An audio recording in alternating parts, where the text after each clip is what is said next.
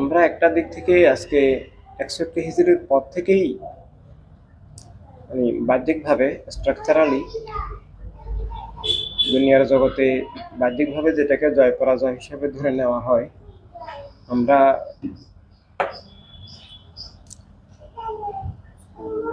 61 হিজরির পর থেকে আজকে প্রায় 1300 বছর এরও অধিক কাল আমরা অ্যাকচুয়ালি পরাজিত হয়ে আসছি।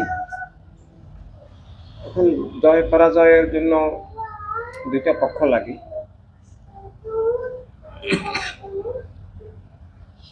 61 হিজরির পরাজয়, তখন মৌলিকিয়ত কায়েম হয়ে গেল, খেলাফত উৎখাত হয়ে গেল, কিন্তু হক বাতিল ক্লিয়ার ছিল। শাহাদাতে কারবালা হক বাতিলকে শাহাদাতের বিনিময়ে ক্লিয়ার করে দিয়েছে এই উম্মতের জন্য, কিয়ামত পর্যন্ত সবার জন্য। কলেমা কলেমা আর অ্যান্টি কলেমা, ইমানি ধারা আর মুনাফিকি ধারাকে ক্লিয়ার করে দিয়েছে। কলেমার ধারা আর বস্তুবাদী ধারাকে ক্লিয়ার করে দিয়েছে। কিন্তু বর্তমানে আমরা যে সময়টা পার করছি, এখানে দুই ধারা ক্লিয়ার নাই, কোথাও নাই। এটা ক্লিয়ার করা খুব কঠিন, দুরূহ। কারবালায় যে দ্বিতীয় বিপ্লবের শুরু, সাহাবায়ে কেরাম প্রথম বিপ্লব, দ্বিতীয় বিপ্লব কারবালা, আমরা সেটারই এই যুগের উত্তরাধিকার। আর যারা কারবালার ময়দানে নাই, তারা কলেমায় নাই, তারা ইসলামে নাই, তাদের শরীয়ত তরিকত আহলে সুন্নাত জামাত যত কিছু দাবি করা, রোজা নামাজ সবই অসার, ভুয়া, মিথ্যা। এখন এখানে ক্লিয়ার হওয়ার মধ্যে দুইটা বিষয় আছে। একটা ব্যক্তি জীবন। আমরা বলি যে আমাদের কারো ব্যক্তি জীবন নাই, আমাদের সবার জীবন জাতীয় জীবন। জাতীয় মানে মুসলিম মিল্লাতের জাতীয় জীবন এবং মানব মণ্ডলের জাতীয় জীবন, মানব মণ্ডলের মুক্তির উদ্ধারের জাতীয় জীবন, মুসলিম জাতির উদ্ধারের মুক্তির যে মহাসম্পদ জাতীয় জীবন। এটা ঠিক, এটা হইতে হবে। যার জীবন কেবল ব্যক্তি জীবন, সে আসলে ইমানদার না। তারপরেও জীবনের একটা ব্যক্তিগত অধ্যায় আছে।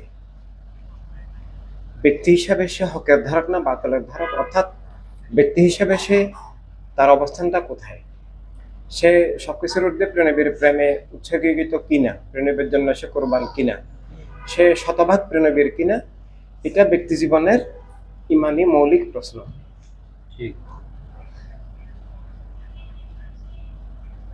এখন এটাও নাই। হৃদয়ের দিক থেকে অনেকের ভালোবাসা আছে, কিন্তু সে ভালোবাসাটা হৃদয়ে সত্য হলেও সেটা সেটা অসার, সেটা অকার্যকর। কারণ সেটা মানে বাস্তব হতে হলে তাকে অবশ্যই সব বাতিল চিনতে হবে, সব বাতিল থেকে মুক্ত হতে হবে, সব বাতিলের বিরুদ্ধে সংগ্রামী হতে হবে। আধ্যাত্মিক রাজনৈতিক সব দিকে, অর্থাৎ কলেমার পূর্ণাঙ্গ ধারায় তাকে থাকতে হবে। কলেমার মধ্যে নাই, বাতিলের দালালিতে লিপ্ত আছে, আবার বলে প্রণবীকে ভালোবাসি, এটা হবে না। এখন যার কাছে সুন্নি আন্দোলনের আহ্বান, অর্থাৎ কলেমার রিয়েল আহ্বান, কলেমার প্রকৃত আহ্বান, এই যুগে যার কাছে ইমানের আহ্বান পৌঁছে গেছে এবং কুফর চিহ্নিত হয়ে যার কাছে পৌঁছে গেছে যে ইমানের এই শর্ত, সব বাতিল থেকে মুক্ত থাকার যে দিশাটা, আধ্যাত্মিক রাজনৈতিক সব দিকে কলেমার মধ্যে থাকাটার যে ইমানি মৌলিক শর্তের দিশাটা, অর্থাৎ প্রণবীর হতে হলে, আল্লাহ তাআলার হতে হলে তাকে অবশ্যই আল্লাহ হাবিবের দুশ্মনদের দালাল হওয়া যাবে না, আল্লাহ হাবিব সাল্লাল্লাহু আলাইহি ওয়াসাল্লামের দুশ্মনদের বিরুদ্ধে থাকতে হবে। এবং সে দুশ্মন তো মিথ্যা, এবং এই দুশ্মনরা তো হকের বিরুদ্ধে যুদ্ধে লিপ্ত, এবং এই যুদ্ধে তাকে আল্লাহ হাবিব সাল্লাল্লাহু আলাইহি ওয়াসাল্লামের পক্ষে থাকতে হবে।